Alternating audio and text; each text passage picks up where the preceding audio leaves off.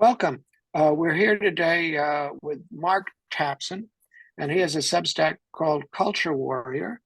And on November 6th, he posted an essay called Staring into the Abyss, the Catastrophic Fault Line in the Western World Exposed. And it was great interest to me, and I immediately showed it to my wife because it was about a German play written by a Swiss German called Max Frisch, which has several titles: The Arsonists, The Firebugs, The Fire Starters. It's been done in numerous different versions. I think most recently in Washington when Donald Trump was inaugurated as a parable of Donald Trump by the Woolly Mammoth Theater. Or maybe that was in New York, but whatever. The Woolly Mammoth Theater did it, saying it was about Trump. It's been about Nazis. It's been about communists. It's been about all sorts of issues. It's a symbolic play, but what it's symbolic of, the author was a little vague on, which is a sign that it stood the test of time because it applies to numerous different situations. And I'm just going to read did I say it was by Max Frisch? And it was first staged in 1958. I think it was written in 1953. And I'm going to read two quotes that jump out from Mark Tapson's essay. And I highly recommend you read Culture Warrior on Substack. And you can subscribe for free to see how you like it. A Greek-style chorus, well, I'll let him summarize the plot, but I'll just say my two favorite quotes. A Greek-style chorus in the play proclaims, "We fail to see clearly what's happening right now, under our noses, under our roofs." And then later, the chorus says, "The timid are blind, more blind than the blind, hoping the evil is not really evil. They welcome the evil. Defenseless, exhausted by fear, they hope for the best until it's too late." And so with that, I'll turn it over to Mark. If you could just explain why you wrote this essay now, why you think The Arsonist is relevant to the situation we face, and what has the reaction been to this piece? Well, first, thanks for having me, Larry. Good to talk to you. It's been too long. Yeah, I wrote this piece as a reaction to, well, first of all, the terrible terror attacks in Israel of October 7th and the atrocities that were committed there, but not only because of that, but because, maybe mostly because of the subsequent support for those attacks and even the celebration of those attacks that we see all throughout the Western world, mostly on college campuses, of course, which is where radicalism always begins and intensifies. But it's been shocking, I think, to many people in the West, just how much support there is. Open, blatant support for these ghastly terror attacks and acts that were committed by Hamas terrorists against Israeli innocents. All over the Western world, you've seen massive demonstrations and protests, not against Hamas, but in favor, pro-Palestinian demonstrations that were in favor of this so-called resistance to the so-called occupation. They see it. They see these terror attacks as a kind of an anti-colonialist resistance movement, and therefore it's justified, even though what's happening is that babies are being beheaded and whole families are being set afire while alive.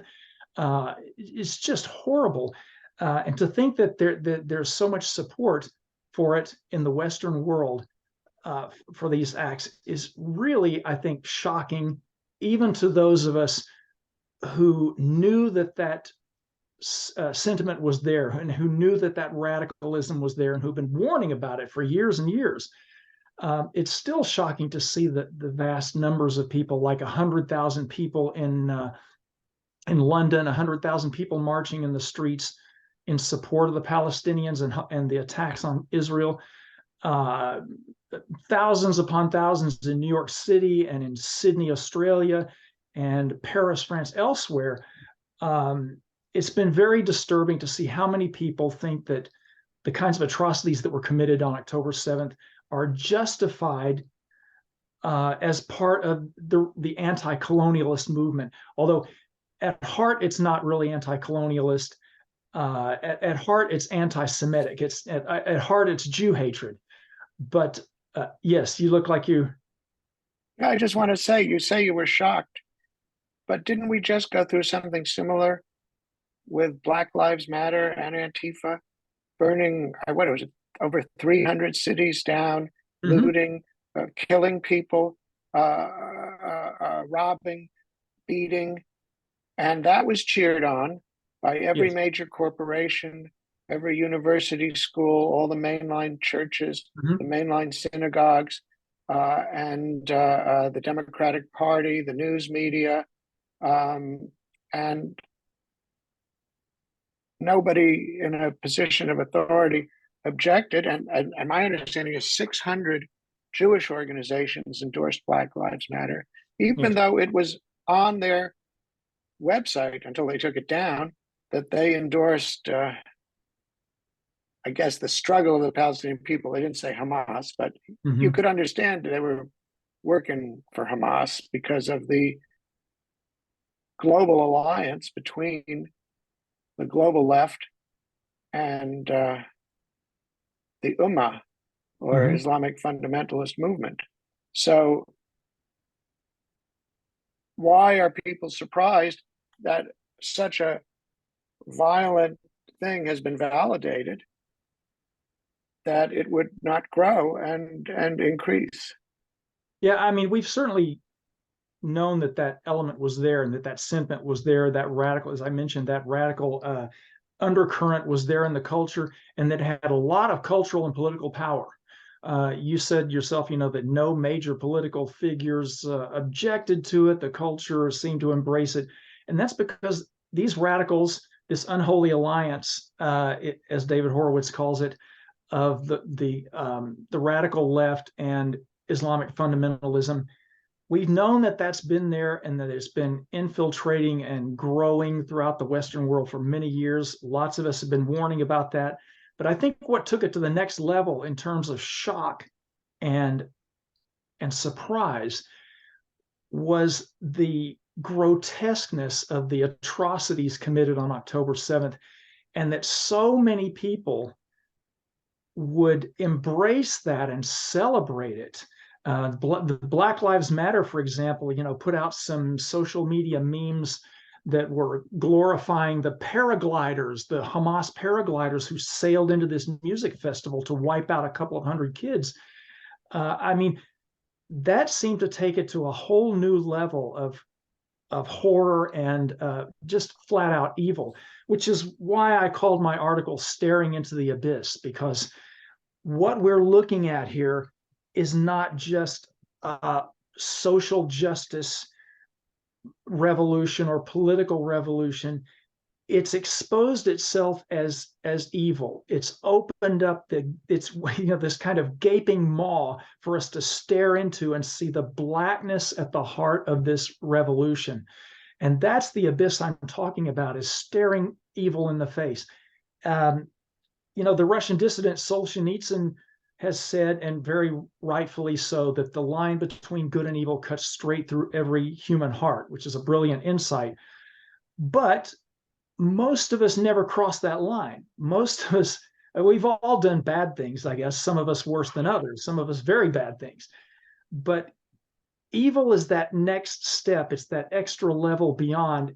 And most of us don't cross that line. So when we're faced with people who do cross that line, like the Hamas terrorists, things committing acts that we can't even wrap our heads around, that's shocking and disturbing, and it's very unsettling psychologically to those of us in the West who live in this prosperous, free civilization where we feel like we've kind of put that kind of barbarism largely behind us. Let me just speak to that. I wonder about what you're saying, because we had people who went through the Iranian Revolution. They described similar things.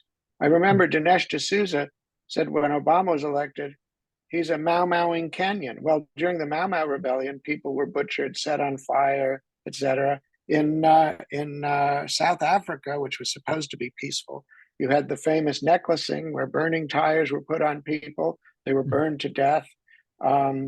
You had,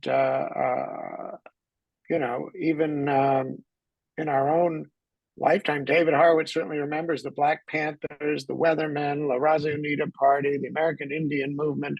I mean, a lot of violent terror organizations operating in the United States, many out of universities and churches like today. Mm-hmm. I mean, I wonder how much people have been in denial rather than, they're saying we're so shocked. I mean, I remember when the immigration issue came up, there was the question of fifth columnists coming in and Islamic terrorists and so forth. And that was sort of poo-pooed. But, you've had how many years now of mass illegal immigration of people coming not just to the United States, but to all the Western countries. I Mm-hmm. mean, what did people expect? And let me ask you, what do you think people expected would happen? Well, that's a good question. I think you mentioned being in denial. I think that's part of it. I think it's a combination of things, and that's what made this play, the Arsonists. That's what it's called in the translation I have, but it goes by a few names, as you said. Um, that's what makes this so relevant, is that it's really about a society that has sort of that's sort of in denial about the nature of evil, and in denial that evil could live among us and that we could actually be partly responsible for cultivating it within our own civilization. I think a lot of people have been in denial. We've had there are some movements like multiculturalism and anti-Americanism that have sort of elevated the culture, other cultures over our own. Our own culture is seen as the fount of all evil, and therefore other cultures are beyond criticism. And we openly embrace those, even though a lot of those cultures are not compatible. Their values are not compatible with those of free liberal societies. And so I think people have blinded themselves, a lot of people, not all of us, but a lot of people have blinded themselves to what is going to happen. And a lot of people embraced it. A lot of people want it to happen. A lot of people look at this mass migration across Europe and in America, and they're eager for what that's going to bring, even if it means violent revolution. Uh, a lot of Let people. me add. Let me add to what you just said. I think especially if it means violent revolution, and Yeah, even now in South Africa, you have these farm invasions where people go into a farm and there's a white farmer in the family, and they just slaughter them all. That's yes, not really that different from what we no, just saw in Gaza. Because once you say these people are the oppressors, these people are the colonizers, these people are the settlers, right. they're the bad people, we can kill them, rape them, burn them, Hmm. mutilate them, do whatever, which is to scare you away. My wife's ancestors were pioneers, actually, in the United States. And some of her ancestors, she does genealogical research, were kidnapped by Indians. The families killed just like in those old Westerns, and the children were taken and raised by Indians, sort of as hostages, also to use as translators. But, when the Indians went into a town, they killed everybody, they mutilated everybody, they scalped everybody. Same purpose: drive the other side out, terrify them. That's what terror is. Hmm. It's to terrify you, and this was clearly the purpose. Yet, despite this going on quite a bit, until now, people weren't shocked because I think the American Jewish community thought, well, it can't happen to us because we're not like those bad white Christians. We're good Jewish liberals. Yeah. And therefore, we're on your side. So now I want to read a quote from the play, which also I think has a issue of, like you said, civilization versus barbarism, but some of it is people want to feel civilized. They want to feel um, they have good manners. They're Mhm. polite. They're kind. They're good people. Um, So the plot of this play is these arsonists come in. They say they're homeless. They need a bed for the night. Won't you take us in? We're just out of prison. And the middle class person who, has his faults, but he's trying to be a good guy to show he's not bigoted, because they say there've been a lot of arsonists around. He goes, oh, these other people threw us out, took us by the scruff of the neck, called the police. You're not like that. So, oh, can't we go up in the attic? And they go, well, yes, yes, yes, yes.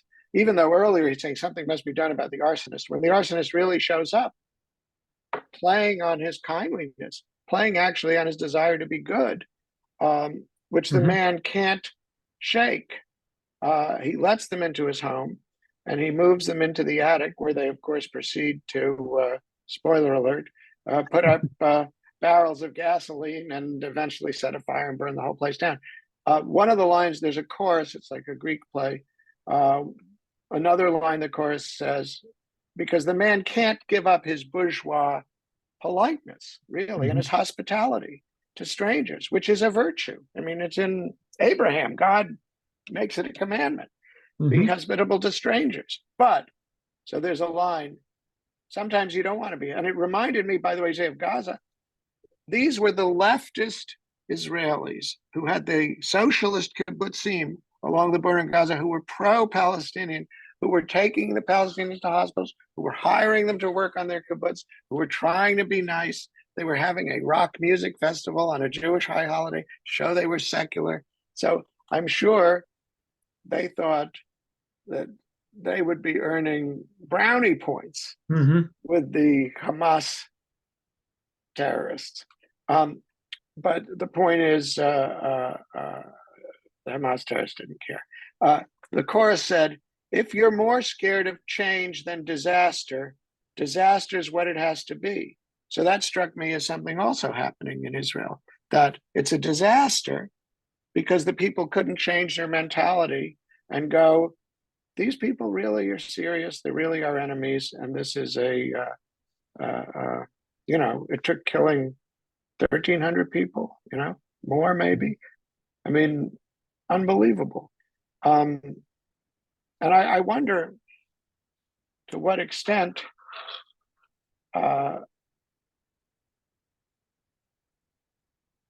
this will have any repercussions. I mean, more scared of change than disaster. I have a friend of a friend who, well, a friend of mine had a friend in Israel, a lady, and her brother-in-law, a Jewish liberal in New York, and they were like talking and arguing or something.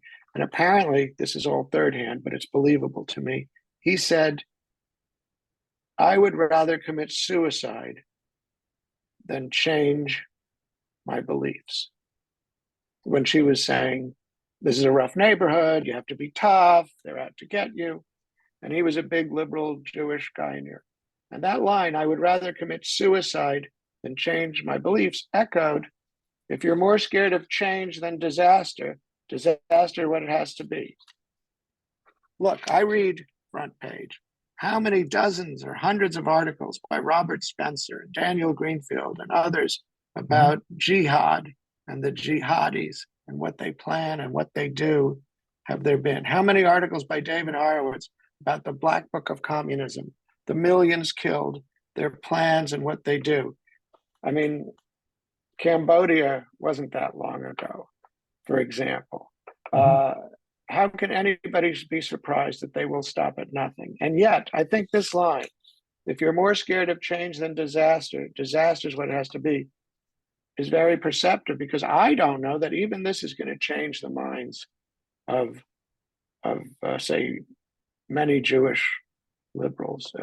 In the end, they don't want to be one of those evil white supremacist, Trump-supporting Christians. I mean, because their friends, their cohorts are on the left. They don't want to lose that world that they inhabited. Yeah. And they're now really, the only price they have to pay to stay is to turn anti-Israel, to go, look, Israel is bad. Then you can be part of Jewish Voices for Peace. Then you can keep your job at the university.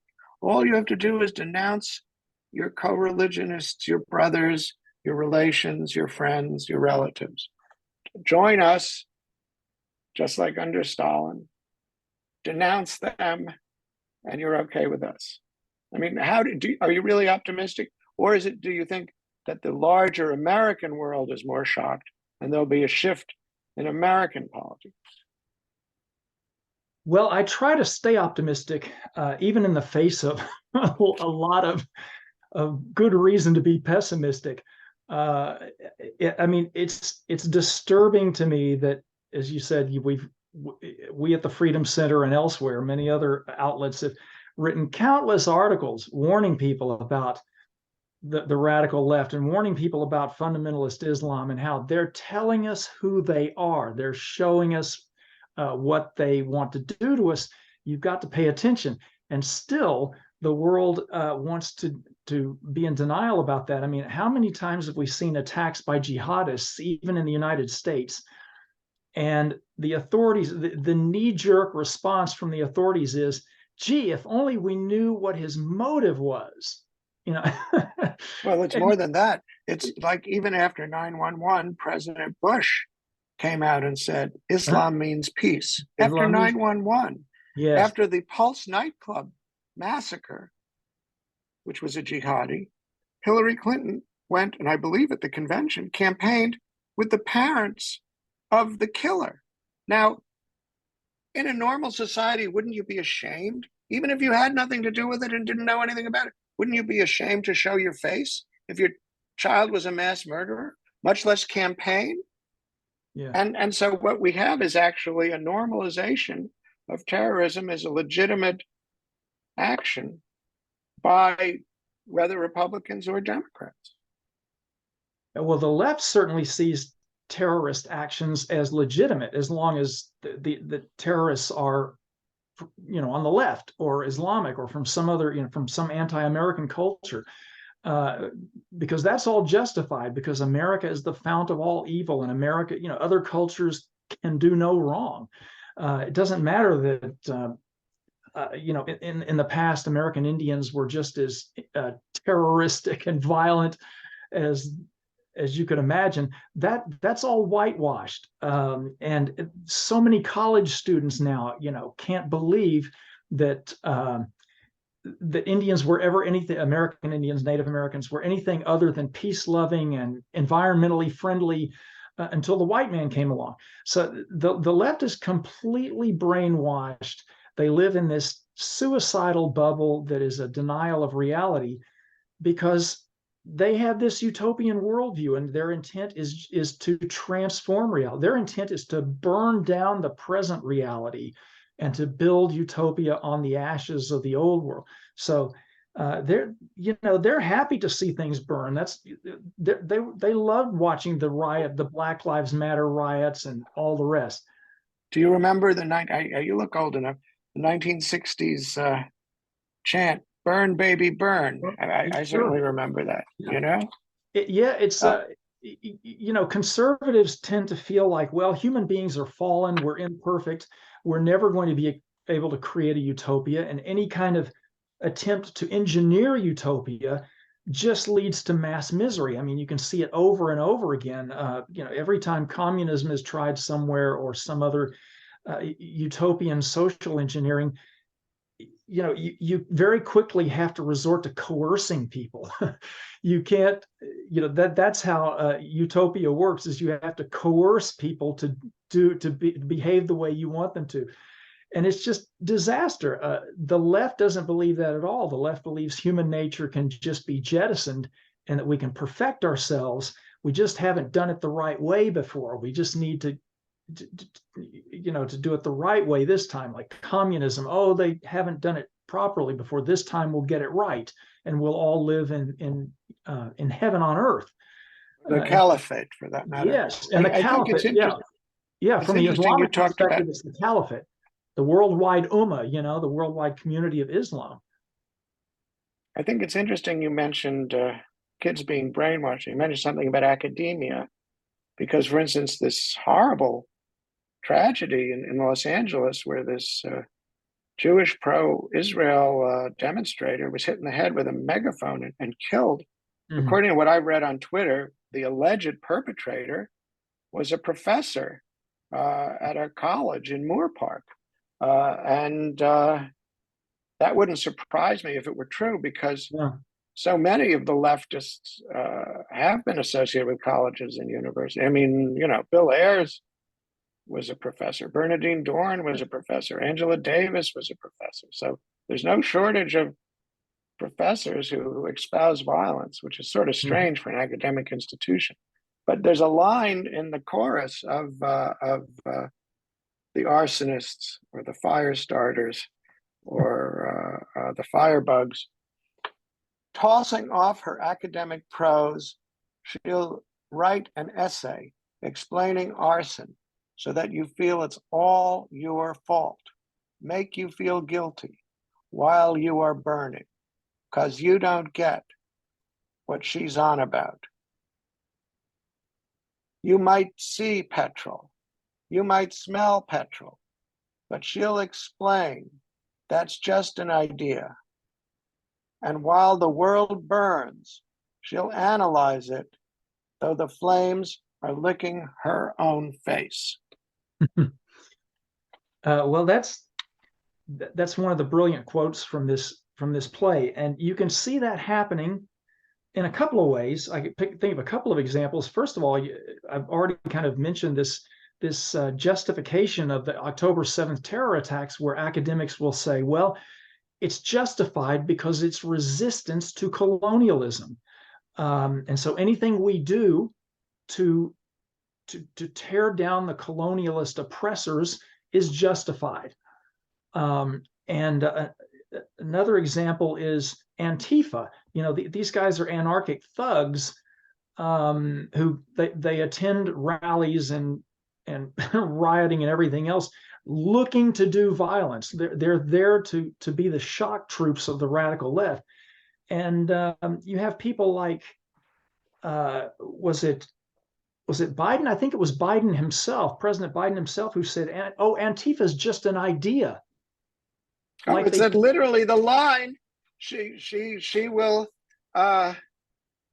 explain that's just an idea. That's literally verbatim from the Arsonists by Max Frisch. Yeah, they'll say, "Oh, and in fact, I heard one of the women on The View, that daytime gab fest that's run by Whoopi Goldberg, and I heard one of the comedians on The View say that also. She just dismissed Antifa as being, Antifa is just an idea. They're not a real." So this must be since this is 1953, and it was written after the overthrow of the democratic government in Czechoslovakia. I think it was the killing of Beneš. I would think that he knew what was going on with, although later he said it was about Nazism, but same difference, totalitarian movements. They can explain away anything. Oh, yeah. Well, academics, I mean, the academics of the left are geniuses.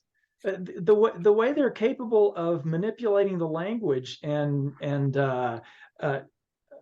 creating theories to support their unreal movements, their unrealistic agendas and movements. It's brilliant, actually. Like the whole critical race theory idea, the whole critical theory idea.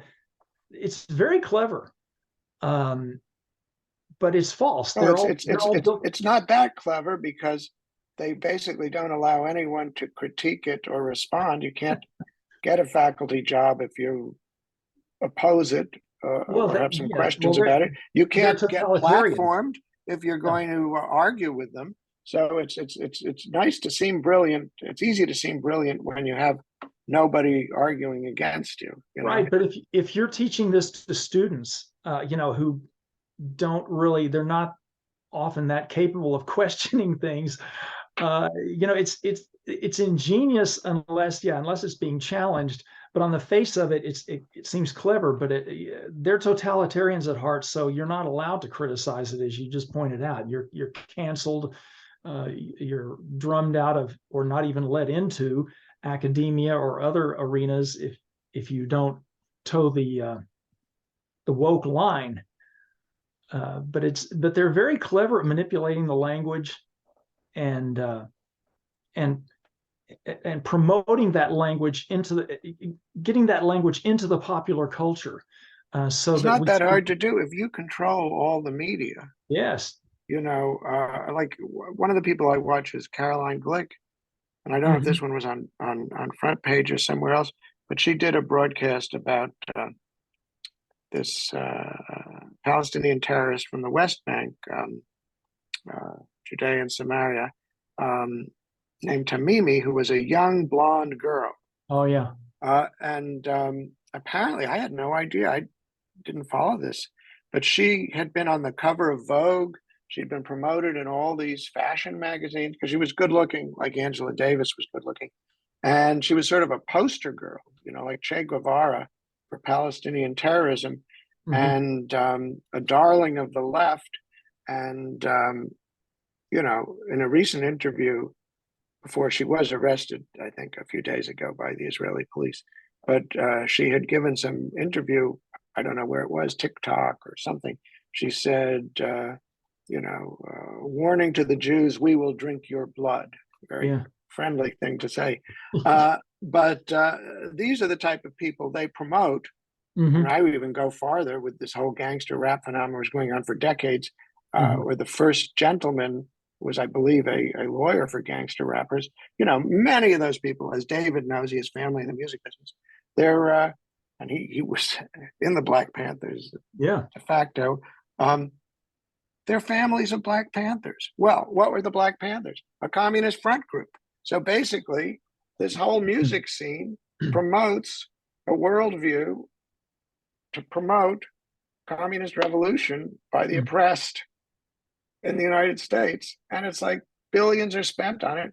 And I assume it would be very unhealthy for you to try and stop getting their songs performed on your radio station or whatever. I mean, there's no counter move. I remember when Charlton Heston years ago was against rap, but that's the last, except for Al Gore and Tipper Gore for a few minutes. But nobody even says anything, and you hear this stuff blasting everywhere. It's oppressive, but I think that's part of the revolutionary movement here, where it's just we're going to ram this down your throat.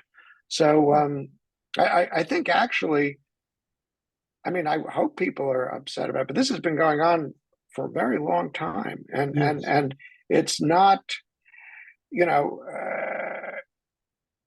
It's not going to be easy to undo because what's going to be required are the things that people don't like to talk about.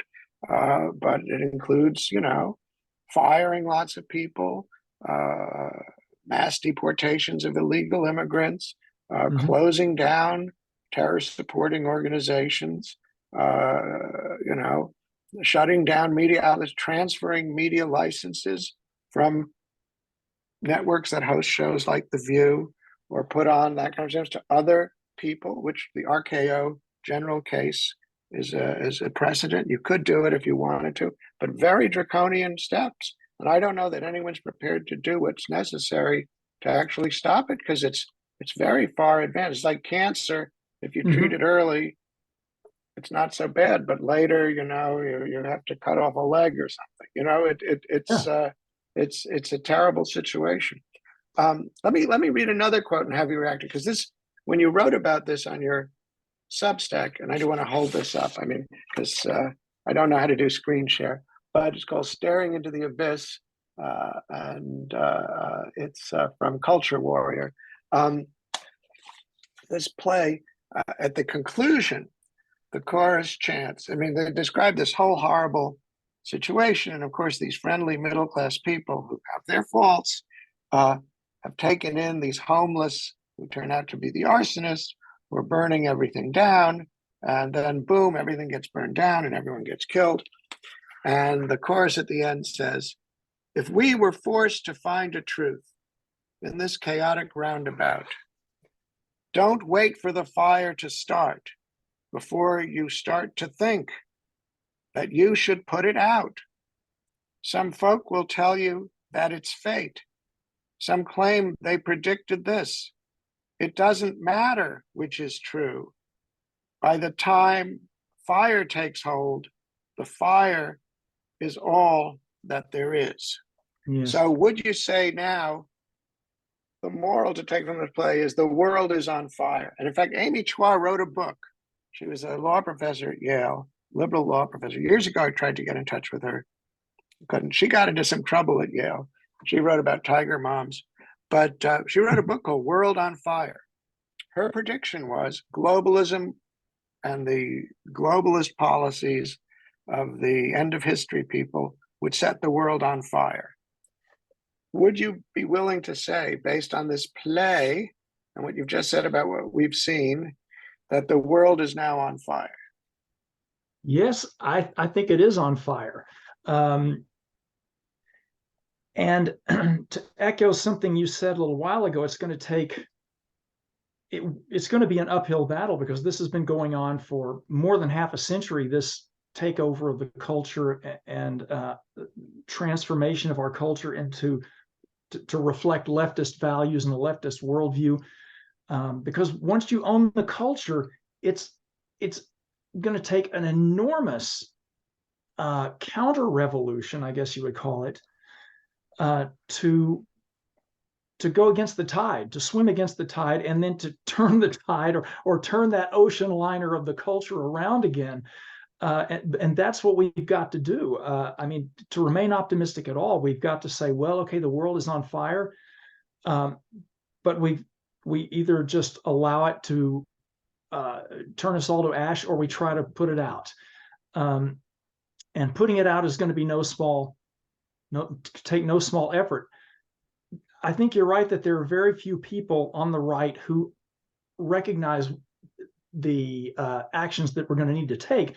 I think Ron DeSantis is somebody, at least on a political level, on the politician level. Ron DeSantis is someone who understands that these things have to be fought in the culture, and he's got to use the power, political power, to fight in the culture. Someone like Christopher Rufo, the author and activist Christopher Rufo, who has written a book called America's Cultural Revolution, he's somebody who's also taking an activist stance. He's not just writing about things like I am. He's more of an activist as well, and he's gotten involved in trying to create new educational institutions that will counterbalance, or at least give a different option to the kind of educational catastrophe we have now. So there are people have you interviewed Rufo? I mean, I think I tried years ago to get in touch with him, months ago or something. I couldn't get in touch with him. I'm sure he's very busy. But have you spoken with him at all? It's funny you mentioned that, because just a couple of weekends ago, I met him and told him about my podcast and said, gee, I know you're swamped with requests, but if I could get you on for a half hour or 40 minutes, it'd be great, because my podcast is about the intersection of politics and culture, and that's what you do. And he seemed interested, and I emailed him after and haven't heard back yet. So I don't know. It's interesting because I've been following him, and he sort of with Manhattan Institute, or he was, and Heather McDonald, and I live in Florida. And actually, one of my relatives works at New College, a leftist. But anyway, through other family members, I found out that in one of their things that they did, though, instead of hiring new faculty, they simply required the old faculty to teach a course on the Odyssey or the Iliad or whatever. And then they broke it up so that 1 week, these Marxist professors teach a class on some portion of the Iliad or the Odyssey. And to me, I honestly think it doesn't go far enough, and it's not going to work, because what has to happen is, look, I mean, I myself have a PhD, and I did a job similar to Rufo in the 1990s, 30 years ago. And then the Republicans turned it off, like turning off the gas stove, Yeah. And I was very surprised. Nobody else did anything on it at all, poof, until Rufo shows up. But you have to find, there are lots of PhDs who are not leftists. Many worked as adjuncts. Some work doing other things. Some write right-wing books. If you look at the number of PhDs, some of these right-wing book authors have PhDs from places like Harvard. I mean, it's very interesting. Everyone goes dumb, stupid right-wingers, but many of them are highly educated. Those jobs have to go to them. This was something, I was very disappointed in the Trump administration. First term, I was a big supporter. But at the end, they had Kayleigh McEnany saying, "I cried for George Floyd," oh, and he let the Black Lives Matter people do all this stuff, and it was wrong. Uh, they have to think in terms of jobs and institutions, because there was a quote. There was this restaurant in Washington called the Monocle that had quotes from famous people around the room, and one of them was, "Institutions are larger than men." And that was up in one of the dining rooms. And people realize that they build these giant institutions, and the left controls them, and they churn out, as you said, brainwashed cadre to do the dirty work, And the right doesn't do institution building. You had President Trump announce he's going to do an American Academy. I mean, I couldn't even watch, because it's like every other thing set up by conservatives has been taken over by the left. I mean, Richard Nixon created the National Endowment for the Arts and the National Endowment of the Humanities to be anti-communist. Well, come on, how'd that go? And so there's no sense of building up institutions, jobs, careers, rewards. That's always left in the hand of the other side. So you have sometimes very conservative board members sitting on the boards of things, but all the actual nuts and bolts is in the hands of the left. And like all these diversity officers, that's a new interest group. How do you get rid of them? I mean, well, there's so many layers and layers of commissars, including the professors, but all the administrators are commissars, the dorm RAs are commissars, the diversity people are commissars, the psychologists are commissars. And so there's so many levels of it. And people are so fearful, like, if you say the wrong thing, you're finished, you're out, your career is over, whether in work environment or whether in a school environment. It's incredibly repressive. And I don't honestly believe that there is a serious effort to undo that. I mean, I know at the University of Florida, they brought in Ben Sass, and then they set up some little institute that's going to be like the Hoover Institution. Well, that just ghettoizes you. Why shouldn't you have real faculty appointments with real students and real graduate students and real careers? I mean, and it's not easy, and I don't know how you would do it. It would involve purging, I mean, and they don't like Putin, but Putin did that in Russia. He got rid of the communist professors. That's what he did. And he put in his nationalist professors, instead. But they did it. But it isn't easy. And you have to be really tough. And, I don't know that I could do it myself, but you don't even hear. There's no one like William Bennett around even making speeches anymore. Yeah. Well, I've talked to a lot of people about this topic, this issue of how do we, quote unquote, take back the culture? And every time the answer I get, and these are for some, really prominent conservatives, prominent thinkers and writers, and every time the answer is, well, it's too late to take back the institutions. The answer is to create parallel institutions. The answer is just to create our own parallel institutions, our own parallel culture centers and culture. They've been talking about it. When I went to Harvard in 1992, they said, we're the alternative establishment. Well, then everybody I met there wanted their kids to go to Ivy League schools, So yeah. It's nice. I mean, maybe in Hillsdale College, but we're talking about something. I mean, the answer to anti-Americanism is Americanism, but Americanism meaning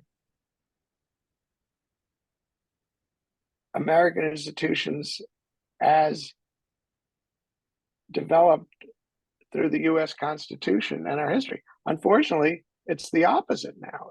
In other words, we now have institutionalized anti-Americanism in the institutions that were supposed to protect it, whether the legal system. I talked to you about this friend of mine now, Scott Gerber, who was fired from a law school at Ohio Northern University for opposing DEI and writing favorable things about Clarence Thomas, in my opinion. He's still embroiled in litigation. They've officially fired him now. This is going to go on for years. He's out fundraising. I mean, it's like, he's just one guy. Any leftist, anything happens at the university, believe me, all of these Hamas protesters will get free legal representation. They get jobs. They're getting taken care of. If they're fired in one place, they immediately shoop, you're in another place. You got another job, and nobody's left out to dry. Nobody's just hanging out there on their own, spending their own money. And as far as parallel institutions go, you know very well that the people in power will not hesitate to come after your parallel institution for being homophobic, transphobic, Yeah. Islamophobic, racist, white supremacist, whatever, and they'll shut you down. I mean, they shut down the Christian Coalition, a very large, powerful lobby in Washington, on tax reasons, Yeah. So, I mean, I think if you're just counting on being able to be left alone and have your little sandbox, I think that's probably not going to work. That would be my view. I mean, I forget who is the famous strategist. The best defense is a good offense. I mean, you can try it. Remember, the Catholic school system was set up in this country as a parallel institution because they thought the public schools were too Protestant and they wanted to preserve Catholic education. Well, now I just read Bill Donahue had something in the Catholic League newsletter, about pro-abortion, organizations at Georgetown and other Jesuit universities. So it's like there's not much. Brandeis had to shut down their Jewish Voices for Peace, aka Hamas supporting group chapter. Finally, but what was it doing there ever? What kind of Jewish school has a Hamas lobby active in there until it's too embarrassing after 1,300 people are murdered? I mean, you're talking about institutions that should be promoting Americanism that are deeply, deeply embroiled in this fire to burn down. I mean, what did they do? They literally talk about fire and burning. In Charlottesville, Thomas Jefferson's University, they burned and melted the statue of Robert E. Lee, and then they videoed it for like excitement to show it melting. Yeah. And the reason Robert E. Lee was treated fairly leniently at the end was because he surrendered the army at Appomattox and told everybody to go home, whereas others kept fighting. And they shot Lincoln after that. So it was designed. Everything's designed to exacerbate conflict and to divide and make chaos, to burn the country down. I mean, I think it's a serious problem. And I think when your house is on fire, going into a little safe room, and we saw what happened there it's a metaphor. It's a tragic metaphor. The people who went into their safe rooms in these kibbutzim were killed. I mean, many of them, because the safe rooms didn't have a lock on them, but they could have shot off the locks. But because defense is not going to work. I mean, it's nice to think, but the people who say that do not want to confront directly. That's my experience over 30 years. And it's really gotten much, much worse. Wherever we were 30 years ago, I could talk to the other side. We had debates. There was discussion. And now it's just, it's very, very frightening. But anyway, I'll let you talk. I've gone on. Well, I don't see it as defense. I think the right has been playing for defense. If they've been playing at all, they've been playing defense for so long. It's taken conservatives so long, so many decades to recognize what was happening in the culture. And the left has been working to infiltrate and take over every organ and institution of the culture for 50 or 60 years, which is why they've taken over, a lot of churches and Catholic schools, like you mentioned, because they knew that that's where it all began, and that's where it all needed to be controlled from. And the right, well, they've taken over the police and the military now too. Certainly the top leadership. And the military has long been considered, a basically conservative institution, but not anymore. They took over Major League Baseball and the Yes, NFL. they've taken over sports. Every aspect of the culture the left now owns. And so I think conservatives have spent way too long either not realizing what has happened or not knowing what to do about it, because conservatives are less knowledgeable about and comfortable creating culture than the left is. But for what it's worth, I think we're starting to catch on now. It may be ridiculously late, but some of us are starting to catch on, and then you get some movement toward creating a parallel culture, which I don't see as defense, actually. Like if you look at someone like the Daily Wire with Jeremy Boring and Ben Shapiro, those guys are literally creating their own movie studio, and that sort of thing. It may, yes, there's a certain kind of balkanization that comes with that, or ghettoization, but we've got to start somewhere, and we'll either be shut down trying to work within the system or trying to create our own system. Either way, the left is going to come after us. So we've got to, I guess, choose the way that's. Well, Mel Gibson can sell some tickets, I think. Maybe so. He's working on a sequel to The Passion of the Christ. It'd be interesting to see how well this one does, because that was one of the biggest blockbusters of all time. But yeah, there are a lot of conservatives now that are starting to understand, we need to be culture creators. We can't just sit back and let the left create all of our culture for us. And that, as we both talked about before, that's going to be an uphill battle. But see, I would say I don't even consider myself a conservative anymore, but I do still consider myself an American. And I just wish people would promote Americanism instead of conservatism, because, conservatism is actually very unappealing. The brand is tarnished, as they say in marketing. And it's been a big disappointment to a lot of people, honestly. It hasn't delivered. In fact, reading the play, I don't have a copy. I read it on Kindle, The Arsonists. I even saw the middle-class businessman in his middle-class house as emblematic of a conservative. I mean, who invites the arsonists in to destroy him and burn him down. I mean, I think it's a great symbolic play, and you can read it on a lot of levels. But I think it's also a critique of conservatism, quite honestly. And I think conservatism has proven to be a total dead end, because it's failed. How on earth can you have people who are against immigration and you have mass illegal immigration going on for decades? It's not possible. It's not possible.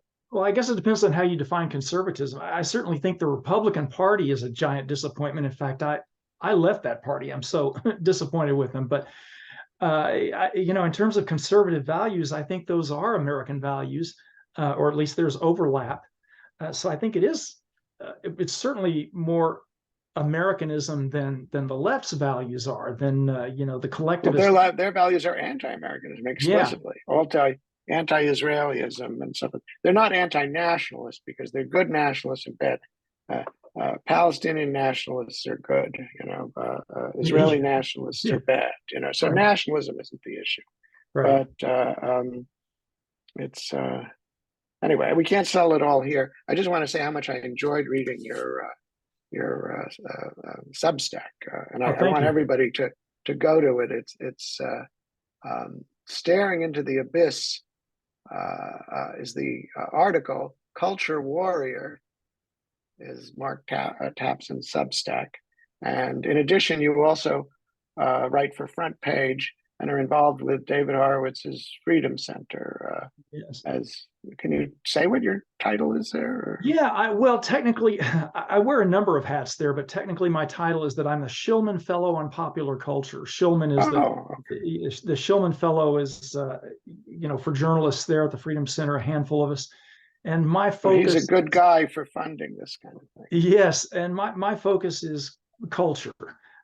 So that's why I've got that title. I tend to write about politics from a cultural point of view and vice versa, instead of strictly political stuff.